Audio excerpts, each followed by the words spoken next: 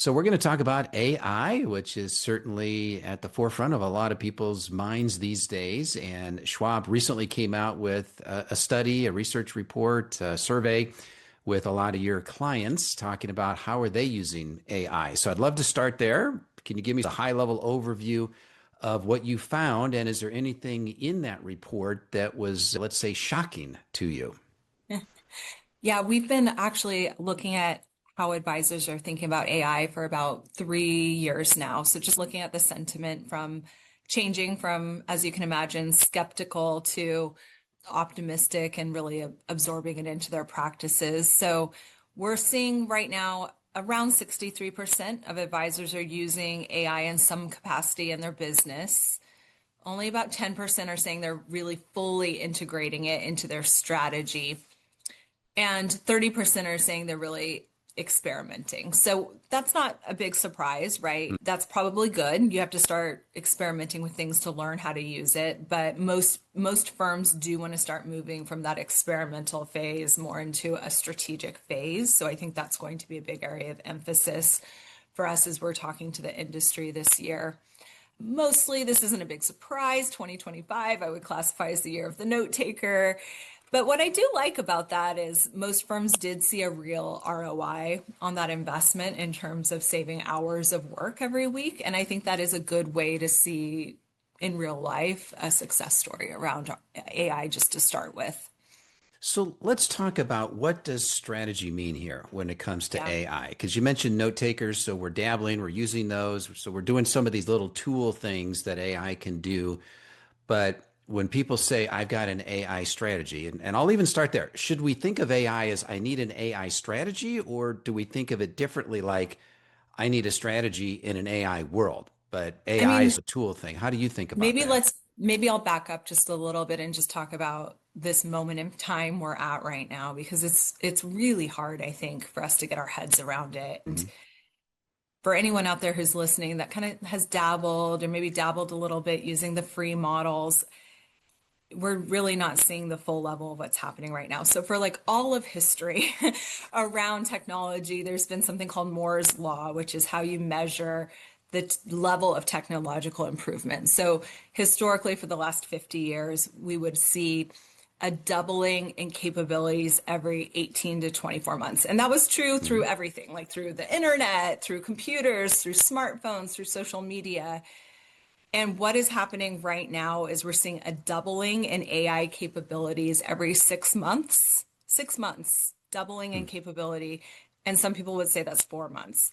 And the reason for that is just an explosion in the capabilities of the AI itself. The fact that AI can now write the code, it can develop its own experiments. If you've never seen a cursor move around the screen and execute for you. It's not just doing answers, it's doing full on execution. We design our businesses historically. I know you do strategic planning with advisors too, just like we do.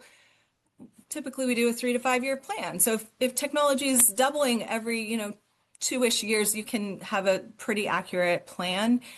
When it's doubling every 6 months, that's really hard. And our organizations are not going to be able to absorb that level of change.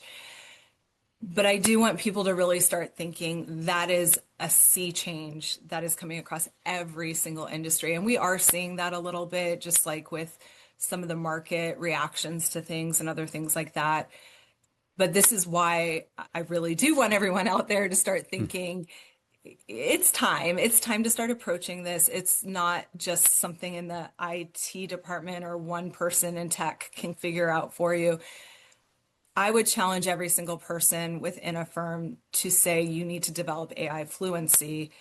And particularly if you're on the leadership team, not just you need to have a strategy, yes. And you can use all of the classical elements of a good change management framework. And we can absolutely talk about what those are.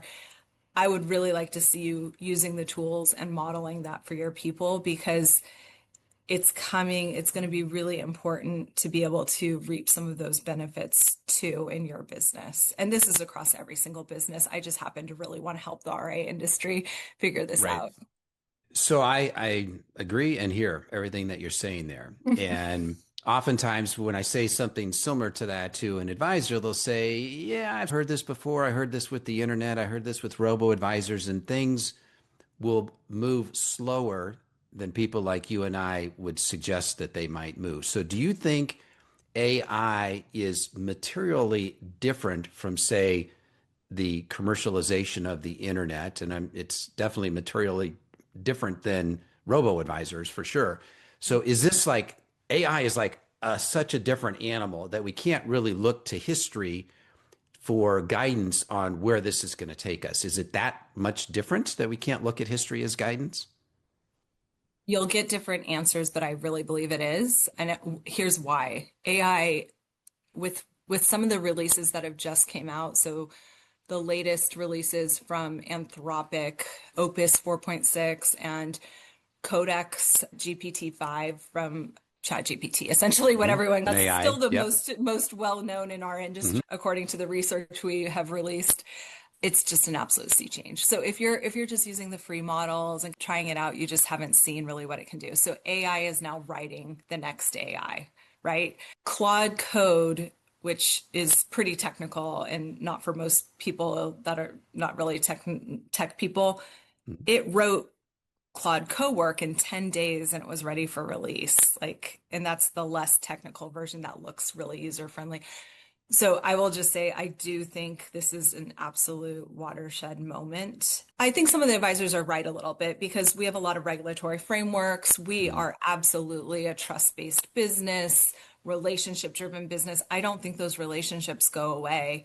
I don't think the trust importance goes away. But I do think there will be a lot of change happening and they will see it. Advisors are already going to see it because they pay attention to businesses and what's happening out there in other industries. So that will bend the curve a little bit, but it is a big change that's happening. And I just think it's important for our people and as leaders and talent developers to get these new skills and to not get too far behind the curve right now. Mhm. Yeah, and kudos to you because you had a little series on LinkedIn with Nano Banana. I think it was An from accidental yeah. series I started there, right? Yeah, yeah. So you were really getting into it, and I thought that was great because you're really getting into the technical piece of like what can this stuff do, and you're just showing in real time like what this stuff is capable of. And so you and I could absolutely geek out for hours on this, but Yeah. I think what's going to be real value to the advisors listening here is okay, let's assume that I agree that AI is really developing, it's moving fast. What is that going to mean for me as an advisor over the next 1, 3, 5 years? And maybe a way to frame this is I have a little check, not a little checklist, it's a checklist, it's a financial planning checklist. And I went through and I identified, okay, what are like the different areas that a financial advisor advises on? And what are the particular things within there? And let's say there's 100 items on that checklist. Like these are 100 things that a financial advisor does if they do financial planning and tax and insurance, blah, blah, blah. And of course, I put that into AI and I say, now tell me, based on the trajectory that AI is moving, how much of this is going to be taken care of by AI, by agents and everything within, let's say, the next 1 to 3 years? And it basically said probably 60 to 75% of what a human person does today in an advisory office will be done or could be done by AI. So then that leads to the question of what's left for the human advisor. And so if 60 to 75% of what they physically have been doing today will now be done digitally with AI, what does that leave for the human advisor? And of the human stuff that remains, will clients still pay a premium for that? Will we still be able to charge Yeah. 1% a fee for that? Or will it be, I'm going to pay you less because you got AI doing that thing? You're not spending any time on that or not a lot. Anyway, so I'm just throwing that out. So Yeah, it's such a what's your good reaction? question. First of all, I love that you asked AI to analyze it and tell you the answer. So that's great. One, first of all, I think we got to be really clear on what our value proposition is because it is going to change the day to day a lot, I think. So being really clear on what we deliver. And anytime you start to see pieces of that value chain be able to be done by technology or really start to become commoditized in some way, it's really important to lean into those value added services and the relationship pieces. And that's something I've always seen RIAs absolutely, advisors just excel in those places. So I do think people still do want to work with a human and have that human relationship beyond, even though they like to ask technology. Like if you think about healthcare, you do like to ask, do your own research, ask WebMD. Now we all like to ask ChatGPT the questions, but you really do still want to talk to a person and get that real advice as well. And I think that'll continue to be the case. I think we need to sharpen what our own value propositions are as that starts to shift and be very clear and make sure we're telling that story back to our clients, that you're making sure they're aware of what that is. In terms of fee compression, I don't know. It certainly could happen. We have been tracking that. I look at that very carefully every year in our benchmarking study, which has over 1,000 advisory firms participating every year. So it's a good source. We have not seen it happen yet. Every firm feels it, though, in terms of margin compression because they are offering more services. So we will see what happens there. I think advisors are concerned about that. What I have started to see happen, but not often, some of their clients are starting to come in with a financial plan or a portfolio analysis that they generated through ChatGPT or through one of those tools. And I was talking to one advisor the other day, and he said it was pretty good. Like, and this person didn't know anything about financial planning, and it was pretty good. And so I think being prepared and preparing your team members for what those conversations look like, not really being defensive, talking about it, being educational about why you're deploying certain strategies, how it might position you well for the long term. Those are really good things to be thinking about now because it is starting to happen more, not widespread, but it is starting to happen more. Yeah, and when you talk about the fee piece, I want to make sure that I want to reiterate what you just said there is that what your data is showing for years now is that fees have not really come down, but what advisors do for that same fee has gone up. So we're doing a whole lot more for the same Margin fee. compression. Right. Absolutely. And I think AI is going to even accelerate that more. Like I'll be able to, like even in my coaching work, there's more that I can do for my clients because now I can use AI to generate 70, 80% of something that might have taken me hours for me to just do manually. And so I can actually deliver a whole lot more. So I'm giving more value. And yeah, maybe I charge a higher price for that. We'll see. But yeah, so I think that's something to keep in mind. Also, I want to keep going into this ideal client profile thing here and how AI might change your value proposition. And I know Schwab and you personally have done a lot of work in this idea of the ideal client profile and how important that is, and the best firms typically have that.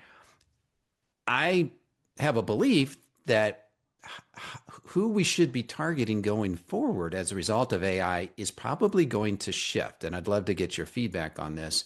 Meaning, if AI is going to automate much of the operational technical work that advisors do, putting the plans together. We've seen in the news here recently, an organization that you're familiar with has come out with some new technology that does a lot of automation in the tax area of putting tax plans together and tax preparation and so on and so forth that got a lot of news.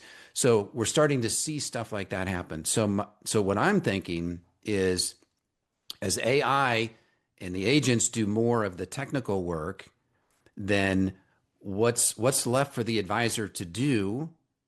We know there's a lot of things. There's behavioral coaching. There's a client's getting divorced. They need someone to talk to. They own a business. They're selling a business, a big liquidity event, inheritance. So those are certainly the things. So it seems to me that sort of the bread and butter for many advisors today is I work with people in or near retirement. So I want to get the retirement rollover dollars, and then I'm going to manage their portfolio and I'm going to help them have a nice transition into retirement. To me, yes, there's some complexity in that, but it's not nearly as complex as a business owner who is planning an exit, and we've got to figure out what's the most tax effective way to do that.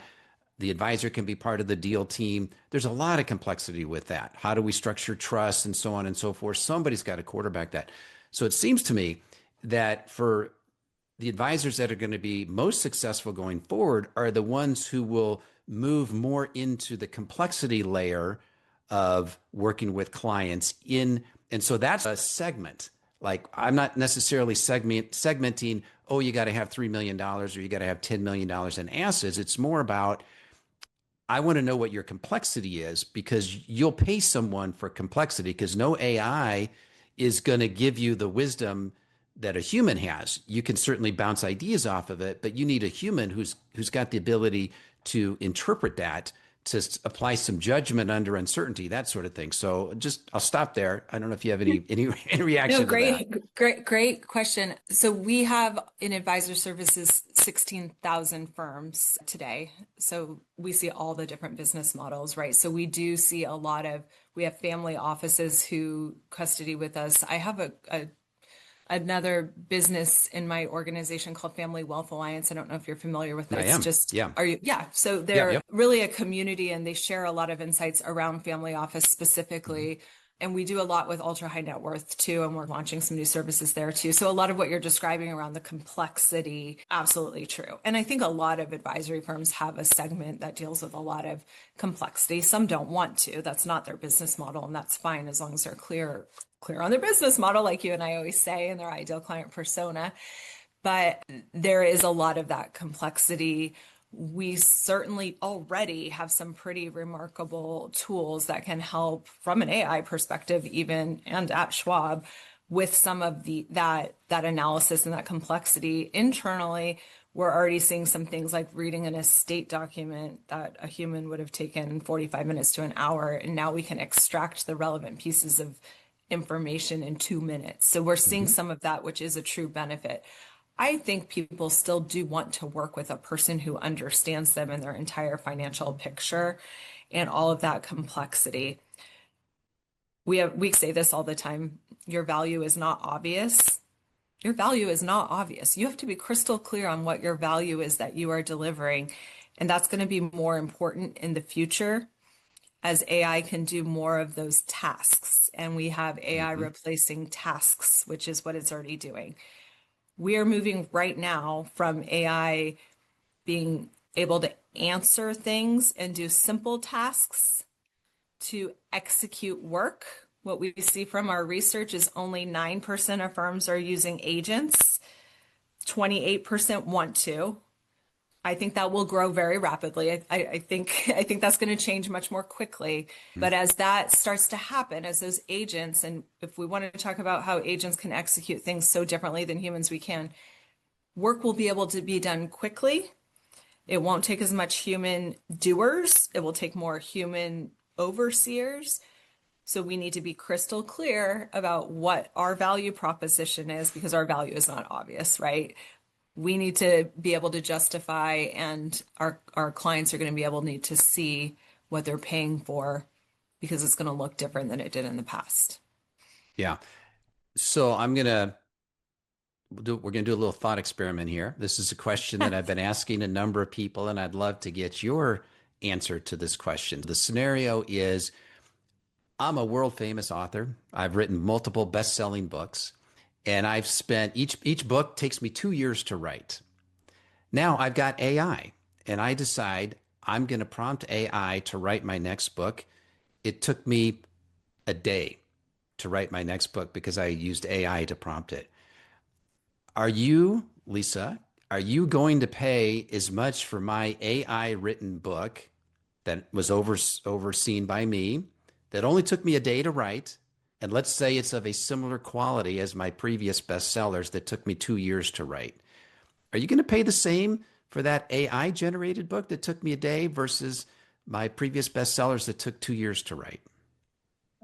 We've had that same debate internally. Not about the book, but Yeah. I think you tend to see that you disvalue something that was fully generated by AI a little bit.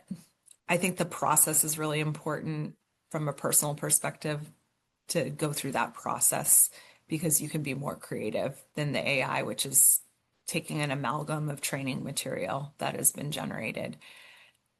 I also think you can get dazzled by how fast the AI could generate that book and think, wow, that's pretty good. And it would kill the creative spirit. But when the reader picked it up, I don't know that they would think it was as insightful and creative as your last copy. Let's just assume though that it is, okay? Because we know Yeah. that's sort of part of the experiment here. Is like I'm trying to suss out where people place value and what they will pay for. Because I have a Yeah. hypothesis that I'll get to in just a second here, but I'm curious if the book is of the same quality, written by AI in a day. I was the author that prompted it, and it's my insight, it's my creative idea for the novel, for the story in the book, but AI did the writing. Maybe I fed it my previous bestsellers, so it Yeah. knows You my probably trained style. it on your voice and Trained it your on my own, story. exactly. And Yeah. But I'm just letting it do the hard work instead of me, but I'm still the creative brain behind it. yeah, Are you going to pay as much for that? price compression there. You probably don't want And to pay as much for it because you, yeah, and it's split. I've got yeah, some people who say, yeah, I'd pay the same price. I got a lot of other people I that'll know. say, probably not. But do you think that would change? What do you think would it change? Will people be more accepting of that in the future? Yes, I think so. And Yeah. an example that I give there is let's go back to the early days of the internet. People would say, there's no way in the world I'm going to give my credit card online. Like someone's going to take it. Today, we're happy to do all of our shopping online. We're happy to have our credit cards stored online. So what we would have never done a few years ago now is common. And I think the same thing's going to happen with AI. Things that we'd say, oh, I'd never trust an AI to do that. Of course, we're going to at some point. Just and the internet is our perfect example there. We shop online. So I think that's going to shift. Of course, early days of AI, so we're not there yet. But I do think that that's going to happen, and I think we're already seeing today that people are using AI as their counselors, and a lot of people are saying, I actually prefer my counselor to be an AI than a human being because the human being, I feel like they're judging me all the time Yeah. and they may take sides sort of thing. But my AI is just there to help me. So Yeah. it's going to change over time as we get more used to it. The thing I want to keep an eye on, like, so right now, it's very interesting how AI pulls what it sources and where it pulls its data. So it pulls from Reddit, for example, much more than it should. Maybe that's coming down a little bit. So the top three sources it tends to cite across all LLMs is Reddit, Wikipedia, and LinkedIn. And that mix is a little different for different LLMs. That's a really good thing to know from your search outcome because that is changing. But I was reading an article about how on Reddit, for example, now you get really encouraged if you're asking for relationship advice just to break up, whether it's a marriage or just a relationship. So, what would that mean for something like financial advice when it's not just a math problem, right? Where it's complicated and maybe it's a divorce or you're selling a business and maybe it's not just about the valuation, but about your employees and other things like that. Like there's going to be murky areas. Will AI pull from really good training sources to give solid advice or not? That's where I think a human is really important. Like when you're talking about those complex scenarios. So I still think we're in a trust-based, relationship-driven business where I think there is just such a role for that person still. Oh, yeah. I'm not arguing that there's not a role for human advisors going forward. I fully believe there is. But to your point here about it's pulling from Reddit and from LinkedIn, there's a company out there and they have a website called openevidence.com. And what they've done is they have created an AI and it's a medical AI. And obviously, we don't want to get bad information if we're asking a medical question. So they've gone out and they've done content deals with all the medical journals, all the research, thousands and thousands of doctors and clinical trials and studies and everything. So they've completely got as clean of a medical database as they possibly can. And then you can go right now. It's for free. You can ask it a medical question and it's going to just pull only from the stuff Yeah. that it is put in its database that it has verified as being the best knowledge that we have around medicine right now. So it's not going to go to Reddit. It's not going to go to LinkedIn or whatever. We're going to see more and more of that. And this company is worth billions of dollars in market valuation. And a lot of hospitals have licensed it. And so now they've got their physicians that actually are using this. So I can absolutely see more and more verticals doing stuff like that so that we're not just using the generic model.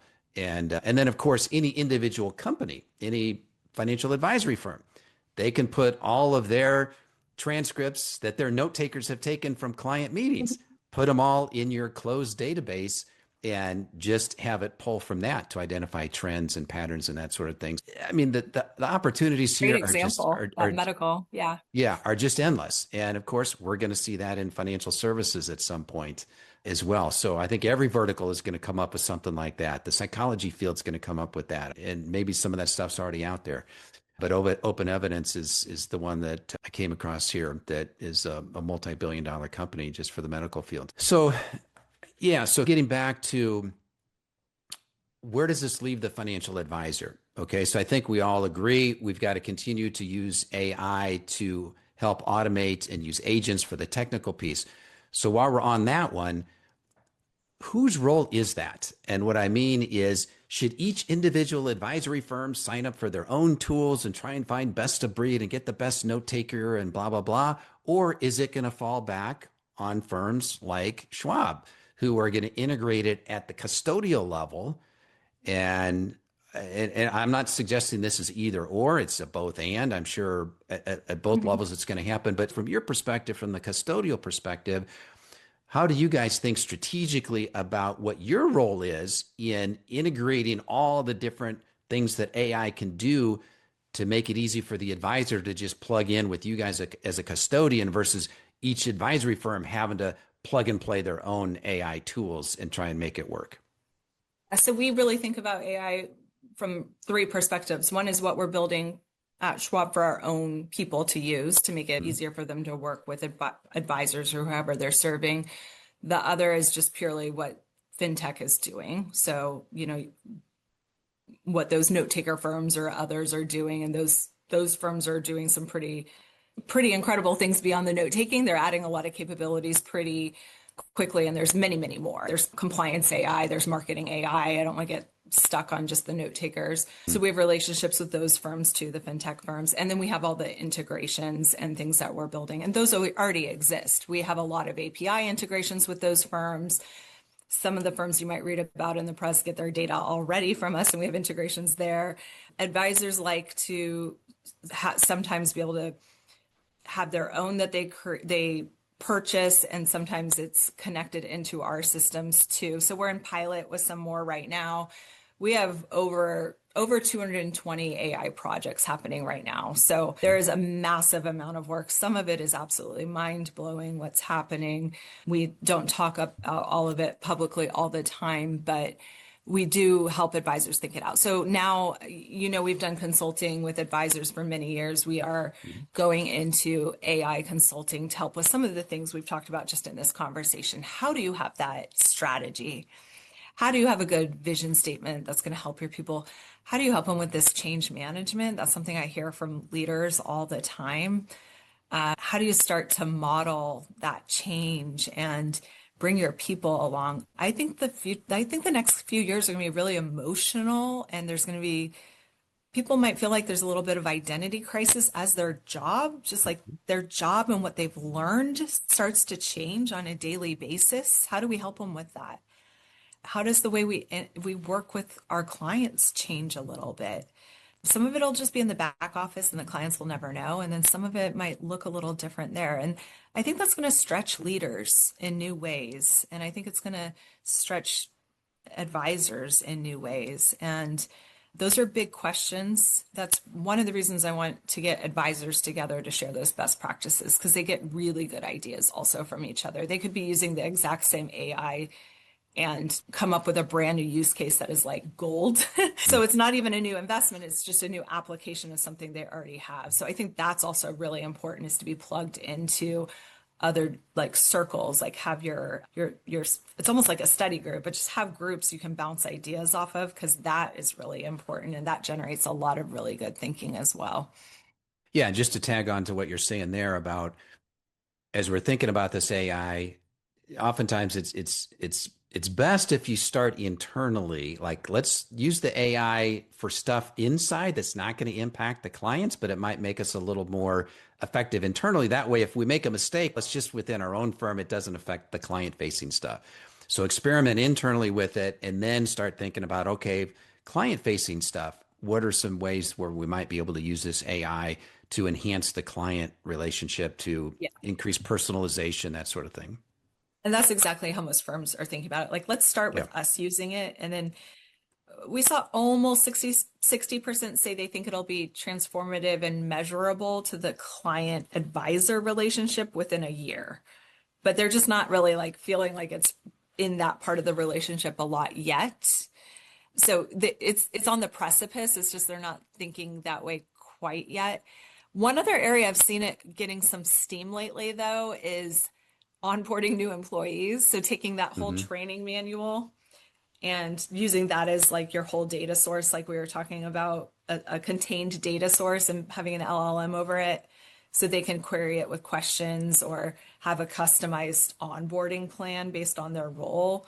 That's actually giving them some pretty good relief on some of that training and helping with that on. So that's not the hardest one to implement. So that's been a nice one that seems to be getting a little bit of steam as well, gaining some traction.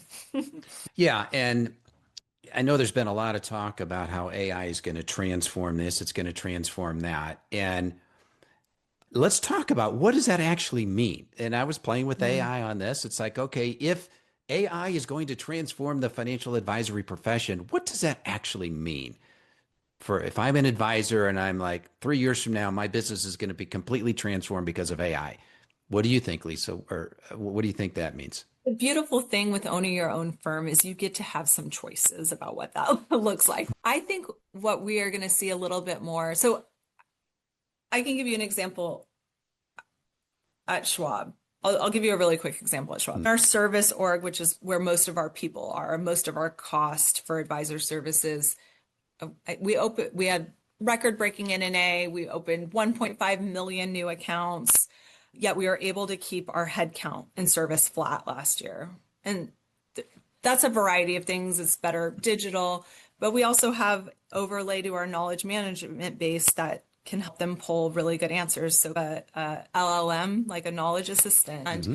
we can do sentiment analysis on calls now, so we can pinpoint where more training needs to happen or where a process might not be working. And those are like little small AI things that are already helping. A whole bunch of other things are coming.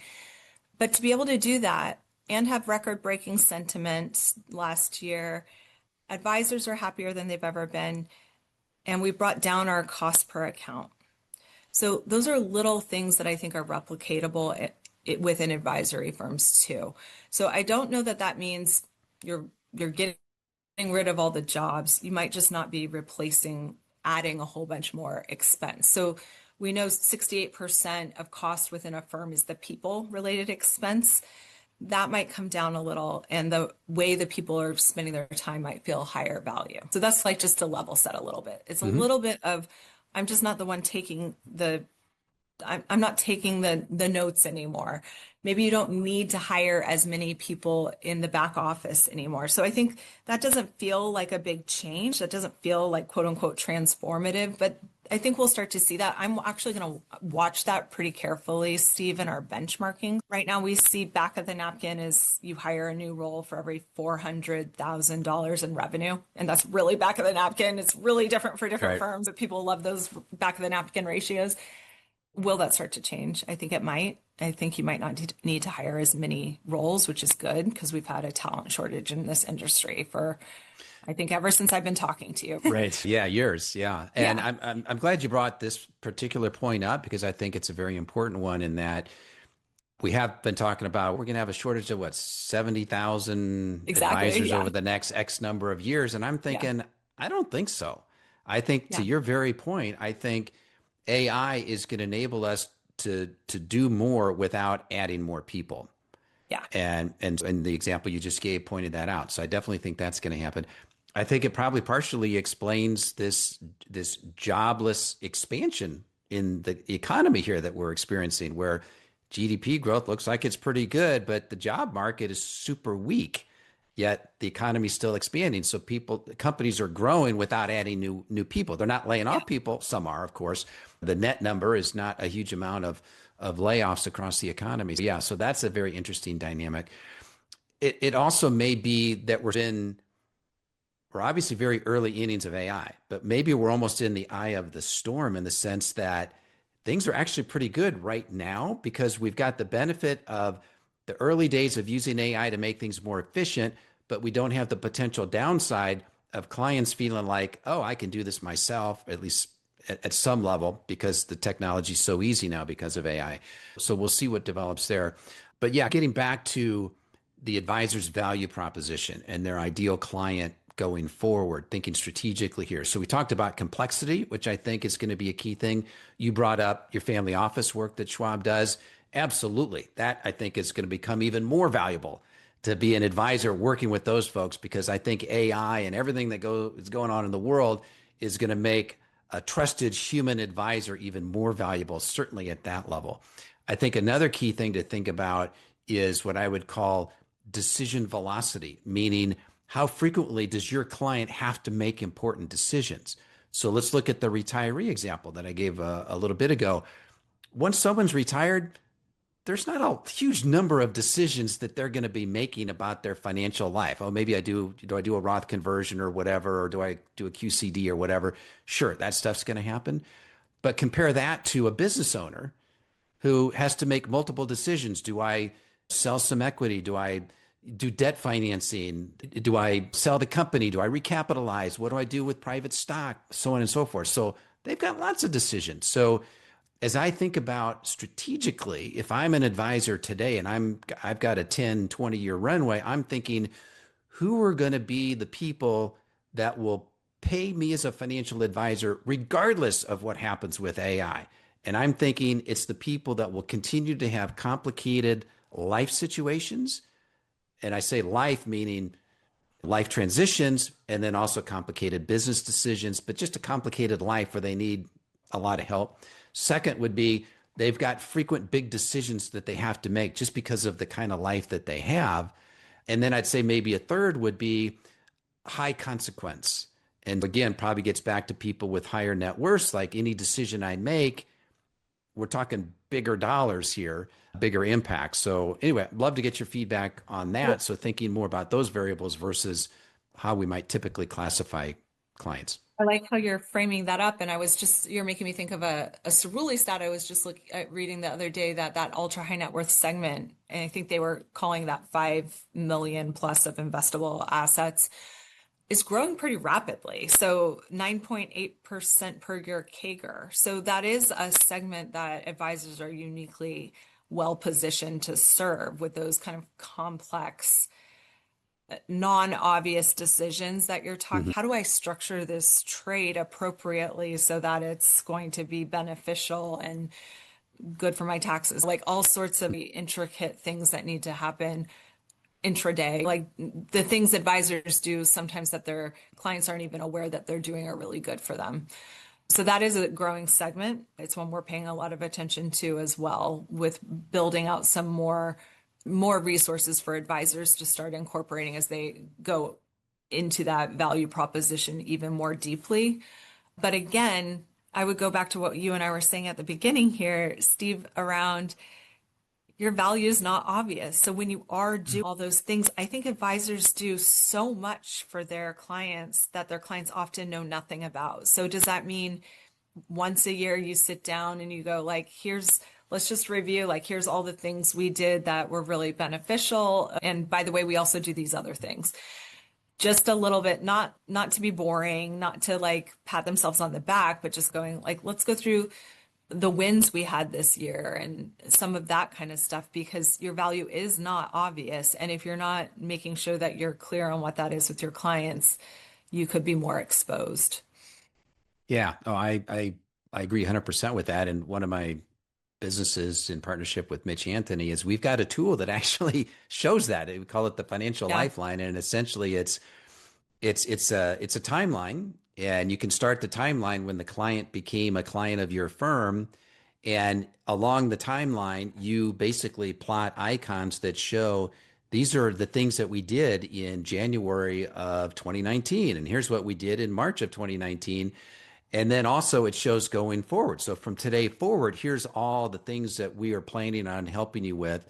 And there's a whole process to go through to identify what that is. So basically, in one snapshot, you can see here's everything we did since we started working with you. Here's everything we've got on the horizon going forward. And then, of course, life happens, things happen that we don't We expect. get. And then we just, yeah. So I agree 100% that, Wouldn't you like to see them go over that with their client, an advisor well, go over it with the that's the whole client? point. That's the whole Yeah, point. Yeah, you basically are continuing to remind the client of every my time. value. Every Yeah, time we meet, we yeah, pull this up. It's like, love it. and each year that we go forward, then what this year becomes history, and it's a different color, and then the future is a different color to show this is what. So now we also say, if the client is ever thinking about leaving you, A, they look at everything you've done for me, and B, all the things that we've got planned to do together. I've got to find somebody else to replace you to do all that stuff. So it makes you think twice about giving up your advisor if you know you got all this Yeah, stuff planned. great. Yeah, so that's just a simple tool there. But yeah, and I also think as we're talking about who the client of the future is, I'd love to get your take on this as well. It's like I think that it's going to be a little more bifurcated, a little bit more of a barbell, meaning you're going to have the higher net worth people, and we can pick a number as to what that actually means. But it's going to be the wealthier people that have complicated situations, that have lots of decisions to make, that have high consequence. So that's the barbell higher end. And then you've got a lot of people in the middle, and I'll call them maybe the 500,000 to 2 million 3 million ish assets, where maybe we'll call that the messy middle, where I think AI is going to take a lot of the friction out of those people doing it themselves. Again, I understand advisors add a lot of value, a lot of judgment. So it's not like all those people are going to become do it yourselfers. But at the margin, I think AI is going to make it easier for people at the margin who are on the bubble thinking, should I hire an advisor for $10,000 or $15,000 a year, or should I just try and do it myself? I think AI is going to raise that threshold day by day that makes it that person at the margin say, for 15,000, I think I'll try it myself first. So I think Well, there it could could be those. democratize too, just investing more. It could really help with financial literacy across the board, Mhm. help people just understand and make better decisions, which I think would be a healthy thing. Maybe it'll help those people who are on the bubble that you're talking about eventually get to the point where they do have the complexity where Right. they would need an advisor as well. Yeah. Yeah. So I think from a strategic standpoint, I guess it's a long-winded way of saying I think advisors need to think strategically about where their clients are going to come from in the future in a world awash in AI. And I've laid out my case of what I think that's going to look like. And then I think there's the big firms, the Schwabs, the Fidelities, the Vanguards that will have great systems to take care of people just like you do today. And I think you guys will end up with a lot of business in that area. But the human advisor will absolutely continue to be needed in these other situations where there's complexity, there's lots of decisions, there's high consequence. Lisa, what haven't we talked about? What are any other thoughts, ideas, insights that you want to share here that maybe we haven't quite touched on yet? One thing I would really like to see firms be thinking about is their data and cleaning that data up. One, knowing who owns your data is going to be more important than ever. And I know this is like saying do your homework, and we want to talk about the fun, flashy things always. Who owns your data? How do you collect your data? Are you structuring your data with like terms that make sense across the board? Because that clean data is going to be what feeds, it's like the fuel for all the AI capabilities in the future. And that's a tough one. We've seen so much M&A in our industry, and all of those data structures and systems aren't always cleaned up and structured super well. But if you want to build an agent in a couple years and or this year, I think that's going to be happening quicker than we think. If the agent sounds weird to people, think of it as a digital coworker, because I think agent can sound a little bit hard to understand what it does. It's something that can go out and execute on your behalf. And you can have a whole bunch of agents doing things at one time, but that is really going to be a game changer when you were asking about transformation. Having good data is going to be really important for that. So I would just say think about that now. And I would also just say don't wait. Play with the tools, get a vision statement out there, talk to your people. If you're not helping to frame this up for your team, they're probably getting a little scared. And almost everyone in our survey, whether or not they're using AI today, they want more training. Everyone wants more training. They want more experience. They want to lean in. So I think that's also something really worth thinking about providing. Okay, I'm gonna ask you another question here and curious your response. So I'm gonna give you bookend statements on a scale of 1 to 10. So let's say a 10 is AI is the greatest invention of mankind. It's gonna usher in a utopian world. Everyone, it's just gonna be wonderful. It's gonna be magical. So it's like that's the best possible outcome. And it could be best possible outcome for advisors, the world in total. Versus 1 is it's the end of the world as we know it. It's going to become our human overlords and look out. Okay. So those are the two extremes. Where would you fall on that 1 to 10 scale? And to make it even more difficult, you can't say 4, 5, or 6. You can't pick the middle. Okay. That's an interesting skill you created, Steve. Yes. Yeah. I've been more pro AI because I think it's pretty amazing. I've never written a line of code in my life, but I build apps now. I can build in 2 hours something a tech vendor quotes me $100,000 to build, and it's good. I see so much possibility. There's also some stuff that just absolutely scares me a lot. So I think I'm still going to say 7, Okay. but it's happening pretty quickly and there's a lot. And it's as of February of this year when I saw some of the newer models come out and how fast AI can invent new AI, that AI is writing code to make AI better. It's really Mhm. hard to know how fast things are changing. That's why I want people to think of it used to take 2 years for things to double. It's taking 4 to 6 months. We can't even understand that pace of change. And I think it's important that we lean in now and don't get left behind because we need to understand how this world is changing around us. What's your answer? Can I Yeah, ask it back to you? I'm with you. I lean positive on Yeah, this with a caveat that this could go really bad. And I think the key, and we didn't really talk about this, this might be another episode, is the leadership piece. yeah. And if AI is simply focused on how can I increase my profits, how can I increase my margins, how can I build a business, a one-person $1 billion unicorn business, it's like we're all in trouble if that's Yeah. going to happen. So I think leadership is going to be a key here. And I think we've got to figure out how can we use this technology as a way not to just increase my personal net worth or my personal power, but how can I use this in a more magnanimous way to raise everybody's boat, so to speak. And I don't want to sound like I'm a I hope socialist so. because I'm not a Yeah. socialist, but it's like we got to use this to benefit mankind, not to make the world more concentrated with there's a small number of people who are getting all the gains in this thing.